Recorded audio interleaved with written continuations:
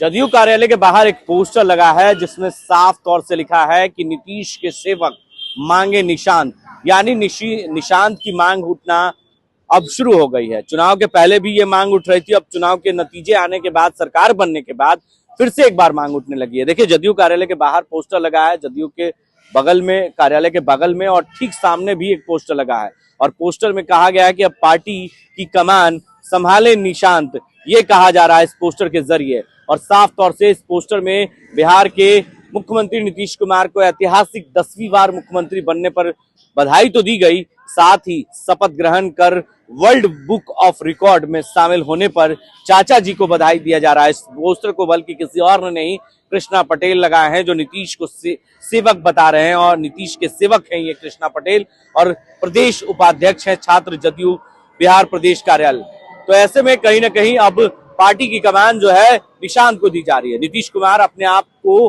परिवारवाद से अलग रखते हैं, लेकिन इस बार जो है परिवारवाद की पार्टी बन सकती है, क्योंकि जिस तरीके से तेजस्वी और आरजेडी पर आरोप लगते रहे हैं कि परिवारवाद का, वो आरोप नीतीश कुमार अपने से अलग रखें।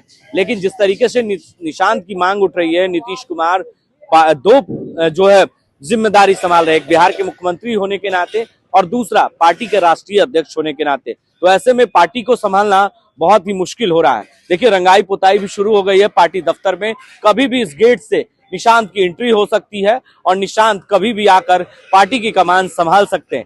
ये भी चर्चा थी कि चुनाव के वक्त जो है निशांत चुनाव भी लड़ सकते हैं, लेकिन ये बातें सीधे तौर पर खारिज हो गई। अब निशांत जो है पार्टी की कमान जल्द ही अपने ले सकते हैं अपने हाथों में और जदयू दफ्तर में हलचल तेज है। और कह सकते हैं कि इस चुनाव में एनडीए की जो प्रचंड जीत हुई, जिसमें बीजेपी सबसे बड़ी पार्टी बनी और वही जदयू जो है वो दूसरे नंबर की पार्टी बनी। तो ऐसे में कहीं ना कहीं इसको लेकर चर्चाएं हैं कि निशांत की कभी भी एंट्री हो सकती है और पोस्टर के जरिए ये बताया जा रहा है कि नीतीश के सेवक मांगे, जो नीतीश के जो सेवक है वो मांग रहे हैं, निशांत को जिम्मेदारी देने की बात कर रहे हैं और अब पार्टी की कमान संभालने की बात कर रहे हैं। तो अब देखना होगा कि निशांत कभी भी इस पार्टी का कमान अपने हाथों में ले सकते हैं, राष्ट्रीय अध्यक्ष पद का कमान मिल सकता है या पार्टी के कोई एक बड़े पद पर वो काम कर सकते हैं, पार्टी के लिए काम करेंगे और उसके बाद आने वाले इस चुनाव में वो चुनाव भी लड़ सकते हैं। तो ऐसे में नीतीश कुमार अपने परिवारवाद को तो अभी तक अपने से अलग रखा है,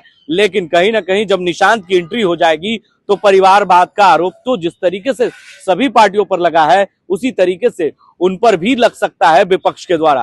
तो ऐसे में कहीं ना कहीं जो निशांत है वो युवा है और युवा होने के नाते पार्टी की अच्छी तरीके से कमान वो संभाल सकते हैं, इसलिए ये बात अब उठनी लाजमी हो गई है और लोग मांग भी कर रहे हैं कि जल्द ही जो है निशांत पार्टी की कमान संभाल सकते हैं। अब देखना होगा कि कब उनकी इस गेट से एंट्री होती है और पार्टी का कमान उनके हाथों में दिया जा सकता है। ये तो आने वाला वक्त ही बता पाएगा। ऐसी तमाम खबरों के लिए आप बने रहे कोशी आलोक न्यूज के साथ।